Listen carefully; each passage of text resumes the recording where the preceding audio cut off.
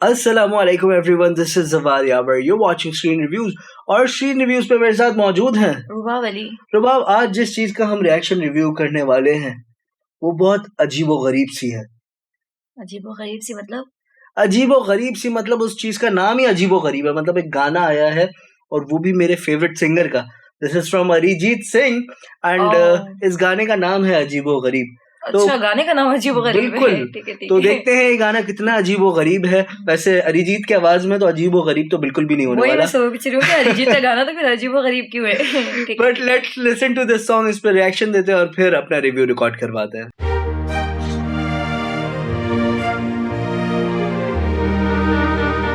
तुम अर्थकों की घुड़दौड़ में भाग क्यों नहीं लेते? अव्वल आकर सबका दिल जीत सकते हो। कितनों का दिल जीत के कहाँ रखेंगे? दिल में एक ही जगह होती है, एक का जीतेंगे। किस एक का? जिसको जीतना चाहते हैं हम। जीत तो लिया, अब उसका एक ही दिल कितनी बार जीतोगे?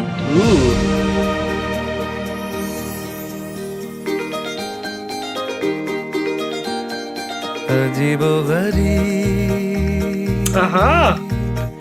तरकीब लगाए नसीब, अजीबो गरीब 80s वाली वाइब, किशोर दा। हाथों की लकीरों को घुमा दिया, मिलना नहीं था मिलवा दिया, ले ही आया दोनों को करीब। अरे ना ले हमारे बाप। अजीबो गरीब This is literally अजीबो गरीब। नसीब अजीबो गरीब।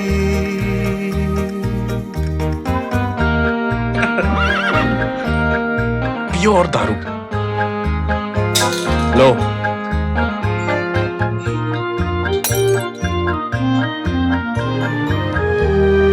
अरे लड़की नहीं छुड़वा दी। अरे जय हुई ना बात। This श्रेया। हम उनसे हो चुके हैं, वो हमसे राजी है।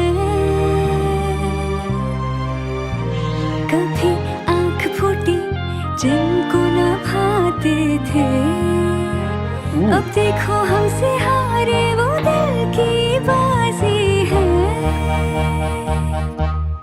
इश्क हुआ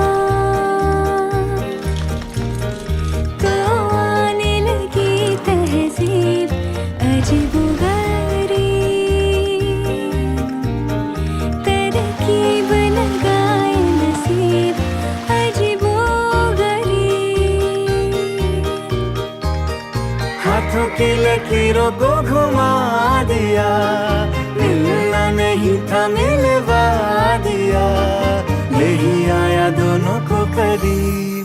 अजीबो गरीब तरकीब लगाए नसीब, अजीबो गरीब।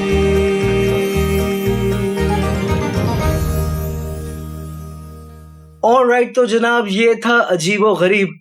और इसमें एक अजीबो गरीब सी बात हो गई, वो ये है कि मुझे लग रहा था ऑल द टाइम कि ये गाना गाया है श्रेया ने और अरिजीत ने। हाँ, मुझे भी। बट इस गाने में श्रेया नहीं है, बल्कि हंसिका जो है उन्होंने ये गाने गाया है अरिजीत के साथ। और हंसिका का आई डोंट थिंक मैंने इससे पहले कभी नाम सुना है। पार्डन मी, हो सकता है कि इन्होंने बड़े बड़े गाने गाए हो, but I have heard her name for the first time. कभी कभार जी ऐसे लग रहा था कि यार श्रेया, मतलब मुझे पूरा लग रहा था कि श्रेया ने गाया। बहरहाल हंसिका ने गाना गाया है। और दूसरी चीज मुझे जो अच्छी लगी वो ये थी कि कहीं ना कहीं रिवाइवल ऑफ द ओल्ड ना, कि वो 80s वाली 90s वाली vibe. So I am sure कि जो लोग उस वाइब से कनेक्ट करते हैं वो इस गाने से कनेक्ट जरूर होंगे। I don't think this will be a mega hit. पता नहीं, मुझे ऐसी फीलिंग आ रही है कि मेगा हिट तो नहीं होगा ये गाना, लेकिन स्टिल चूंकि जनाब 80s और 90s वाली वाइब्स हैं, और 80s और 90s वाले जो लोग हैं ना, वो इन वाइब्स के साथ इतना अटैच्ड है कि जब भी उनको इस तरह की फील मिलती है, इस तरह का रिदम मिलता है, इस तरह का पैटर्न मिलता है, तो हम लोग सिर्फ गाना नहीं सुनते, हम लोगों को वो सारी जो चीजें उस दौर में गुजरी हैं वो विजुअलाइज हो जाती हैं। मतलब listening to this song made me have a memory of an old radio, cassette वाली चीजें। हाँ, लग सही है? भी रहा था, हाँ। बिल्कुल ऐसा ही था। और एक और चीज मुझे अच्छी ये लगी कि इस गाने में मेटाफोर जो है यूज हुआ हुआ है, यानी जो घोड़े हैं वो as a metaphor of friendship between humans use हुए हैं। यानी जहां कहीं उनको कुछ शॉट्स बहुत क्लोजअप वाले दिखाने थे, वो उन्होंने घोड़ों के शॉट्स दिखाए। इनडायरेक्टली वो पीछे स्टोरी चल रही है उस लड़के की और लड़की की, तो ये मुझे बहुत अच्छा लगा। This is kind of good ना, कि अगर डायरेक्टर को इस तरह की, यही सोच सकते हैं है ना, तो डायरेक्टर्स जब इस तरह की चीज करते हैं बड़ा मजा आता है।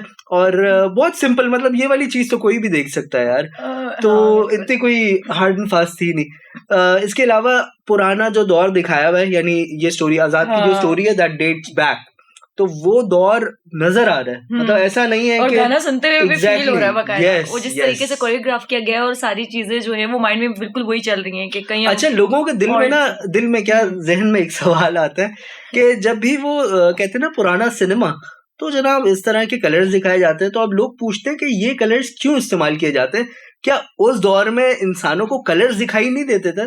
तो ऐसी बात नहीं है। बेसिकली क्या है कि हमारा जो फील और कॉन्सेप्ट अटैच्ड है ना उस दौर से, तो उस दौर में कैमराज इतने एनहांस नहीं हुए थे कि वो लाइट और चीजों को अच्छी तरह कैप्चर कर सके जिस तरह आज के जो कैमराज है। तो होता यूं था, मतलब हमारी अपनी एक कह सकते हैं कि ये इंसानी चीज है कि जब हम विजुअलाइज करते हैं ना उस दौर को, तो उस हिसाब से हम ऑटोमेटिकली वही चीजें आती तो हैं हमें जो लगता है कि फिर अगर हमें रील पे देखना है ना, तो हमें वही वाली रील पे देखना है जो उस जमाने के लोग देखा करते थे। तो दिस इज वाई चीज नहीं होगी तो उसको 80s या 90s की वाइज बोला ही नहीं जाएगा। इसीलिए जो है कलर ग्रेड इस तरह से किया जाता है ताकि हमें इमोशनली वो लोग मतलब डायरेक्टर जो है वो वहां पे लेके चला जाए। So that's my perspective. गाने के लिरिक्स याद होते होते थोड़ा सा टाइम लगेगा, और वो उसका मुझे इसलिए भी लगा कि वो लिरिक्स हमारे ज़हन में दोबारा अगले इसलिए भी नहीं है कि मैं गाने की जो है ना वो जो कोरियोग्राफी उसमें इतना खोई हुई थी, मैं वो देख रही थी, वो जो पूरा चल रहा था ना, तो मेरा सारा अच्छा, मुझे पता वो वाले गाने की भाई वो कौन सा है,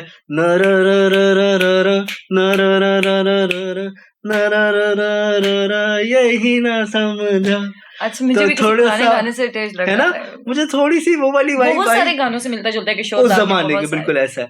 तो बहरहाल ये था हमारा reaction review. I hope you guys enjoyed this song, और पसंद आए लाजमी कमेंट्स में बताइएगा। वैसे मैंने अपनी राय का तो इजहार कर दिया, इनसे तो पूछा ही नहीं, आपको कैसा लगा ये गाना? मुझे गाना बहुत ही पसंद आया, और अरिजीत का तो डेफिनेटली पसंद आएगा, और कहीं कहीं मुझे जहां लग रहा था कि श्रेया है तो गाने में चार चांद वैसे ही लग गए थे। और खैर हंसिका नाम, ये हमारा बबल बर्स्ट हुआ आफ्टर द सॉन्ग। हमने देखा यार ये वाकई श्रेया ने भी गाया, बहुत अच्छा गाया, मतलब लग रहा था कि श्रेया वाली वाइब आ रही थी कहीं ना कहीं। बहुत अच्छा गाया जी। और मुझे पता है एक चीज अच्छी लगती है अरिजीत की, यार पॉप हो क्लासिकल हो कोई जॉनर उठा लो, सही है, जॉनर तो हटा ही दो, मतलब म्यूजिक इक्वल्स टू अरिजीत। बहुत बड़ी बात कह रहा हूँ, लेकिन ये बात अरिजीत के लिए कहना मुनासिब है।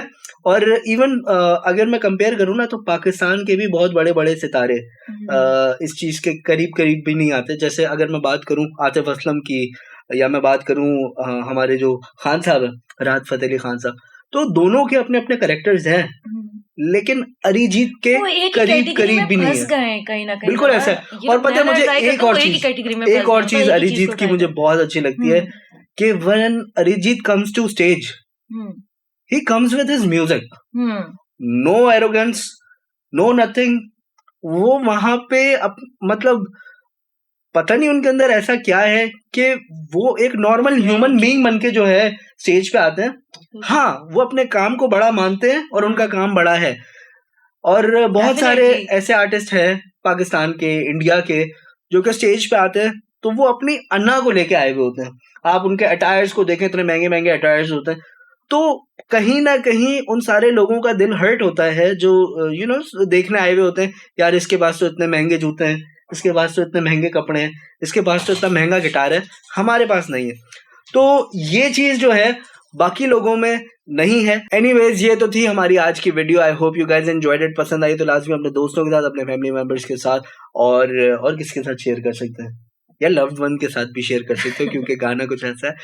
तो उसके साथ साथ जो है चैनल स्क्रीन रिव्यूज को सब्सक्राइब करना बिल्कुल मत भूलिएगा। मुलाकात होती है एक और अच्छी सी वीडियो के साथ, तब तक के लिए अपना बहुत सारा ख्याल रखिएगा।